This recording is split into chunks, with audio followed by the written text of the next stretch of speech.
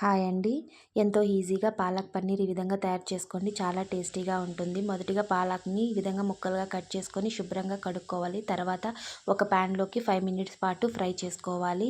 ఒక మిక్సీ జార్లోకి ఫ్రై చేసుకున్నటువంటి పాలక్ని, ఒక టమాటా, ఒక హాఫ్ ఆనియను, కొద్దిగా పచ్చిమిరపకాయలు, మన టేస్ట్కి తగినంతగా పచ్చిమిరపకాయలు, కొద్దిగా కొత్తిమీర వేసుకొని మనం పేస్ట్ చేసుకోవాలి. తర్వాత ఒక ప్యాన్లోకి తగినంత ఆయిల్ వేసుకొని పన్నీర్ ముక్కల్ని కొద్దిగా లైట్గా ఫ్రై చేసుకోవాలి. పక్కకి తీసుకొని ఒక 2-3 లవంగాలు, ఎలాచి, బిర్యానీ ఆకు, మిక్సీ చేసుకున్నటువంటి పేస్ట్‌ని వేసుకొని పచ్చివాసన పోయేంత వరకు ఫ్రై చేయాలి. తర్వాత కొద్దిగా జింజర్ గార్లిక్ పేస్టు, కారము, ధనియాల పొడి, పసుపు, జీరా పౌడరు, గరం మసాలా వేసుకొని ఆయిల్ పైకొచ్చేంత వరకు ఉప్పు వేసుకొని పచ్చివాసన పోయేంత వరకు ఫ్రై చేసుకోవాలి. తర్వాత ఫ్రై చేసుకున్నటువంటి పన్నీర్ ముక్కల్ని కూడా వేసుకొని ఒక 2-3 మినిట్స్ పాటు ఫ్రై చేసుకుంటే సరిపోతుంది.